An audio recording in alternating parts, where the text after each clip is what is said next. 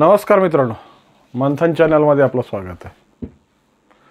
आज परत ज्ञानराजाचं विवेचन आणि आज विशेष करून ठेवीदारांचं विवेचन करणार आहे। हे विश्लेषण आणि हा विषय इतका नाजूक आणि विश्वासाचा आहे की ह्याच्यावर बोलताना दहा विचार करावा लागतो। कारण की ठेवीदार हा विषय इतका होरपळला आहे आणि प्रत्येक ठिकाणी होरपळत राहिलेला आहे। भाईचंद हिराचंद पतसंस्था असो किंवा आजपर्यंत महाराष्ट्रात ज्या 2000 मल्टी स्टेटचे किंवा या बँकिंग आर्थिक व्यवहाराबद्दलचे घोटाळे झाले, ह्याच्यातला प्रत्येक ठेवीदार हा होरपळलेला आहे। या होरपळण्याच्या मागे सगळ्यात मोठी व्यवस्था येते ती प्रशासकीय व्यवस्था। कारण की त्या गोष्टीच्या ज्या पद्धतीने जेव्हा पहिल्यांदा चूक होते तेव्हा जर कडक शासन झालं आणि त्याला त्या परिस्थितीत म्हणजे चांगली अद्दल घडवण्यात आली तर ते विषय पुन्हा पटलावर येत नाही, हे मात्र सत्य आहे।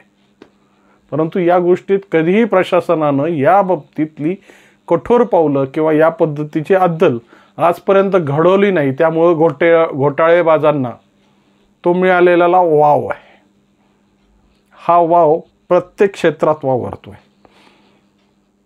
प्रशासनच नाही, राजकीय असेल, सामाजिक असेल, शैक्षणिक असेल, प्रत्येक ठिकाणी हा घोटाळे हे आपल्याला हमखास पाहायला मिळतात। आणि याचा परिणिती काय होते की सर्वसामान्य माणूस जो आपल्या मेहनतीनं, आपल्या जिद्दीनं आपला संसार उभा करत असतो, आपले स्वप्न फुलवत असतो आणि त्या स्वप्नाला जाणारा सगळ्यात मोठा तडा म्हणजे हे घोटाळे। आज ज्ञानराजाचा जर घोटाळा काढला तर 6 लाख लोक ह्याच्यातून होरपळली गेलीत, ज्यांनी आपलं सर्वस्व, हे सर्वस्व असं सहज लावलेलं नव्हतं। तो मिळालेला विश्वासावर सर्वस्व, विश्वासाने मिळालेलं सर्वस्व आणि त्याच विश्वासाने हा केसाने गळा कापण्यात आला। पण ह्याच्या मागे ज्या पद्धतीनं जे काही फॉर्म्युले कुठेनी वापरले, पण आज जी परिस्थिती आहे प्रशासकीय विषयात ज्या पद्धतीने ज्ञानराजा वावरते त्याच्यासुद्धा सुरुवातीच्या काळाला खूप चटके लागले। परंतु हे चटके लागलेले असताना सुद्धा या सगळ्या आत्तापर्यंत झालेल्या आर्थिक घोटाळ्यामध्ये आज ज्या पद्धतीने ज्ञानराजाचा तपास चालू आहे किंवा ज्ञानराजाच्या गोष्टीवर टप्पे पाडण्यात आलेत ना, या पद्धतीची परिस्थिती दुसऱ्या मल्टी स्टेटच्या संदर्भात कधीही अवलंबून म्हणजे बद्दल करता आलेली शासनाला नाही। कारण की या सगळ्या गोष्टीचं जे गमक आहे ते आजपर्यंत जे चर्चेत राहिलेली मल्टी स्टेट म्हणजे ज्ञानराजा। पण मात्र आम्हाला नेहमी ह्याचं दुःख वाटतं की याच्यात ठेवीदार का एवढा सुस्त आहे।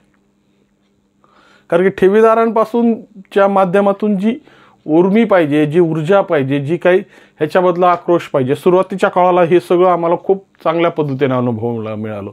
प्रत्येक ठेवीदार डोळे टिपून होता या सगळ्या प्रकरणावर। पण जसजसे प्रकरणं आता प्रशासकीय पटलावर येऊ लागलेली आहेत, त्याच्या म्हणजे ज्या पद्धतीची त्याच्यावर प्रत्येक कारवाई सुरुवात झालेली, तर आता ठेवीदार हा शांत आणि दुर्लक्षित आहे की काय असाच प्रश्न निर्माण होतो। परंतु मित्रांनो, ही जी दुर्लक्षितपणा किंवा अजाणतेपणा करण्याची पद्धत जी आपण अवलंबली ना, हे आपल्यासाठी धोकेदायक आहे। कारण की प्रत्येक गोष्टीची लढाई ही सुरुवात करणं म्हणजे लढाई नसते, तर त्याचा शेवट आपल्याला आपल्या पद्धतीने गोड करता यावा आणि ती लढाई आपण जिंकून घ्यावी ह्याला लढणं म्हणतात। पण काय होतं नेमकं, आपण लढाई तर खूप मोठ्या हर्षोल्लासाने सुरुवात करतो, त्याची एक उर्मी असते, एक प्रकारचा आक्रोश त्यासोबत जोडलेला असतो।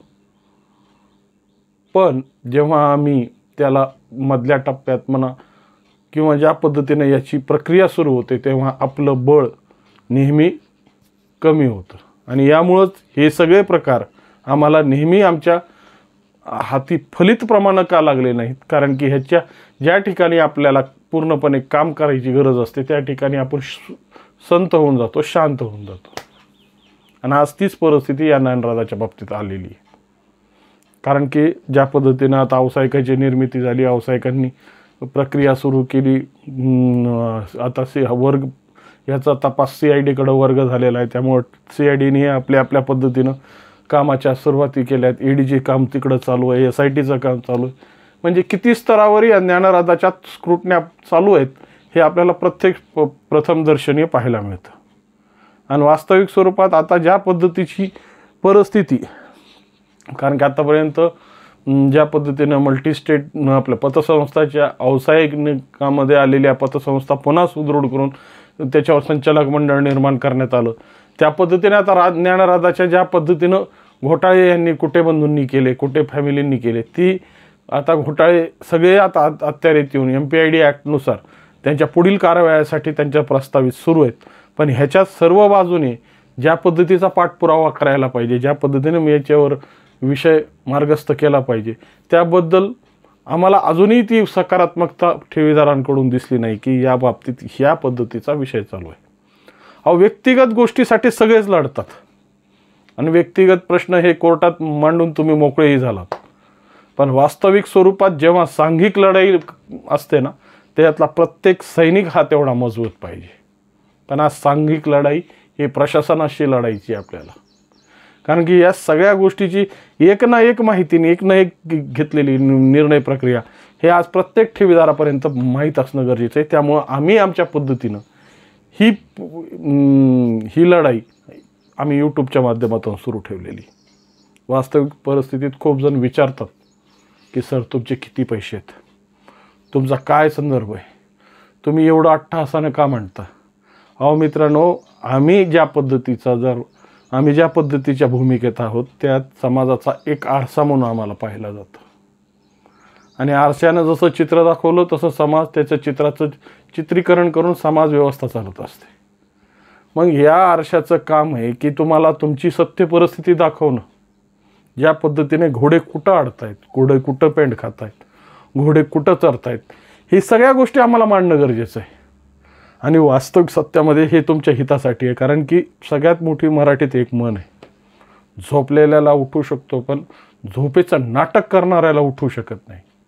त्या पद्धतीचं झोपेचं नाटक करू नका. वास्तविक स्वरूपात या प्रक्रियेमध्ये काय प्रक्रिया चालू आहे, कशा पद्धतीने आता व्यावसायिक आणि या ज्ञानराजाचे जे व्यावसायिक होते समरथ जाधव यांना बीड DDR म्हणून जी त्यांच्याकडं पद होतं, आता त्यांची बदली झाली.